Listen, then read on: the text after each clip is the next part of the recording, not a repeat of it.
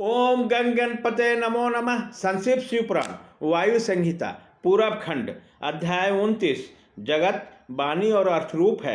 इसका प्रतिपादन वायु देवता कहते हैं। महर्षियों, अब यह बता रहा हूँ कि जगत की वागर्थात्मा की सिद्धि कैसे हुई। 6 अध्यायों मार्गों का सम्यक ज्ञान मैं संक्षेप से ही करा रहा हूँ, विस्तार से नहीं। कोई भी ऐसा अर्थ नहीं है जो बिना शब्द का हो, और कोई भी ऐसा शब्द नहीं है जो बिना अर्थ का हो। अतः समयानुसार सभी शब्द संपूर्ण अर्थों के बोधक होते हैं। प्रकृति का यह परिणाम शब्द भावना और अर्थ भावना के भेद से 2 प्रकार का है।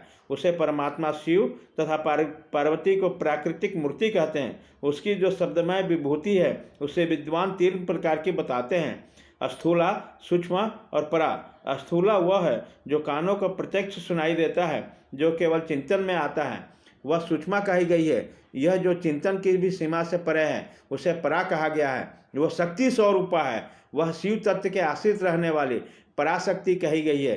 ज्ञान संति के संजोग से वह इच्छा के उपबोध बालिका उसे दृढ़ करने वाली होती है। वह संपूर्ण शक्तियों के समष्टि रूपा है। वह शक्ति तत्व के नाम से विख्यात हो समस्त काल समूह के मूल प्रकृति मानी गई है। उसी को कुंडली कहा गया है। वही विशुद्ध परा माया है। वह स्वरूप संपतः विभागरहित होते हुए भी 6 अध्याय के रूप में विस्तार प्राप्त होती है। उसे 6 अध्याय में 3 तो शब्द रूप हैं और 3 अर्थ रूप बताए गए हैं। सभी पुरुषों को आत्मशुद्धि के अनुरूप संपूर्ण तत्वों के विभाग से लय और भोग के अधिकार प्राप्त होते हैं। वे संपूर्ण तत्व कलाओं द्वारा यथायोग्य प्राप्त है।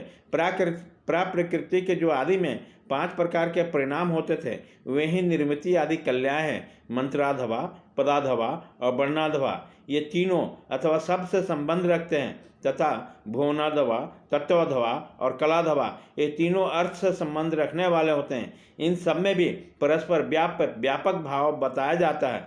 संपूर्ण मंत्र पदों से व्याप्त है क्योंकि वे वाक्य रूप है।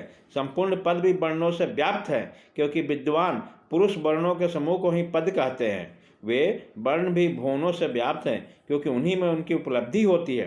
भुवन भी तत्वों के समूह द्वारा बाहर भीतर से व्याप्त है क्योंकि उन्हीं की उत्पत्ति ही तत्वों से हुई है।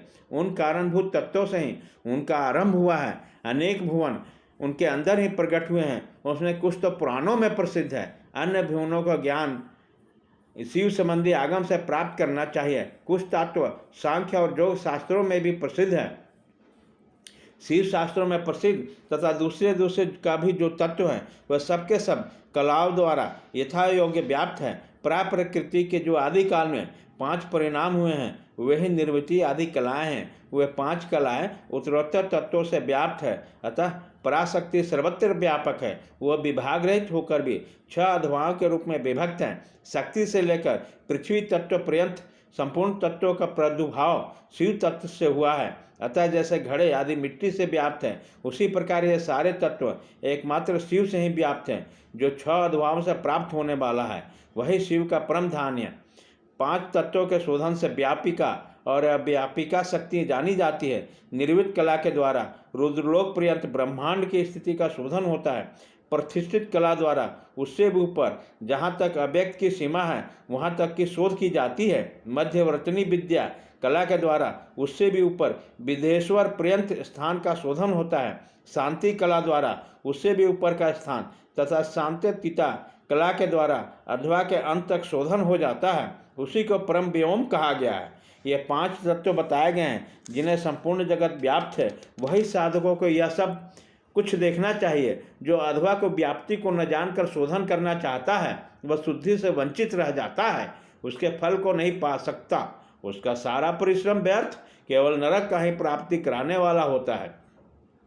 शक्ति पाक को संजोग हुए बिना तत्वों का ठीक ठीक ज्ञान नहीं हो पाता। उसकी व्याप्ति और बुद्धि का ज्ञान भी संभव है। शिव की जो चित्त स्वरूपा परमेश्वरी पराशक्ति है वह आज्ञा है। इस कारण रूपी आज्ञा के सहयोग से ही शिव संपूर्ण शिव के अधिष्ठाते होते हैं। विचार दृष्टि से देखा जाए तो आत्मा में कभी विकार नहीं होता। यह विकार की प्रतीति माया मात्र है, न तो बंधन है और न उस बंधन से छुटकारा दिलाने वाला कोई मुक्ति है। शिव की जो अभिविचारिणी पराशक्ति है वही संपूर्ण ऐश्वर्य की पराकाष्ठा है। वह उन्हीं के समान धर्म वाली है और विशेषता उनके उन्होंने विलक्षण भाव से युक्त है। वह शक्ति के साथ शिव गृहस्थ बने हुए हैं और वो भी सदा उन शिव के साथ उनकी गृहिणी बनकर रहती है। जो प्रकृति जन्य जगत रूपी कार्य है वही उन शिव दंपत्ति का संतान है। शिव करता है और शक्ति कारण, यही उन दोनों का भेद है। वास्तव में एकमात्र शिव ही दो रूपों में स्थित है। कुछ लोगों का कहना है कि शिव की स्त्री और पुरुष रूप में ही उनका भेद है। अन्य लोग कहते हैं कि पराशक्ति शिव में नित्य समवेत है। जैसे प्रभा सूर्य से भिन्न नहीं है, उसी प्रकार चित्त स्वरूपिणी पराशक्ति शिव से अभिन्न है। यह सिद्धांत है। अतः शिव परम कारण है, उसकी आज्ञा ही परमेश्वरी है। उसी से प्रेरित होकर शिव की अविनाशी मूल प्रकृति कार्यभेद से महामाया, माया और त्रिगुणात्मक प्रकृति इन तीनों रूपों में स्थित हो 6 अधवाओं को प्रकट करती है। वह 6 प्रकार के अथवा और जो बाघर्थमय है वही संपूर्ण जगत के रूप में स्थित है। सभी शास्त्र समूह इसी भाव का विस्तार से प्रतिपादन करते हैं। अध्याय 29।